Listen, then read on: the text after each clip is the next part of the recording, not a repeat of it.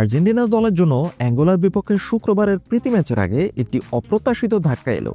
দলের ৩ খেলোয়াড় Julian Alvarez, Giuliano Simeone এবং নাহুয়েল মলিনা এই প্রীতি ম্যাচ খেলতে পারবেন না।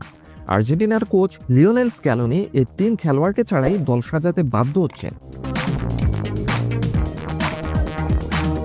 আর্জেন্টিনার জাতীয় দলের পক্ষ থেকে আনুষ্ঠানিকভাবে জানানো হয়েছে এই ৩ খেলোয়াড় অ্যাঙ্গোলায় প্রবেশের জন্য প্রয়োজনীয় ইয়েলো ফিভার ভ্যাকসিন, অর্থাৎ যা কিনা হলুদ জ্বরের টিকা নামে পরিচিত, সেই স্বাস্থ্য সংক্রান্ত প্রক্রিয়া সময় মতো শেষ করতে পারেননি।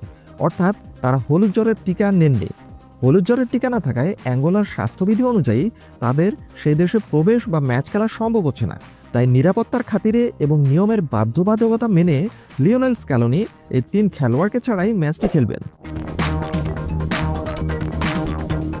এই ঘটনাটি আন্তর্জাতিক ফুটবলে ভ্রমণের ক্ষেত্রে স্বাস্থ্যগত নিয়মের গুরুত্ব আবারও তুলে ধরল।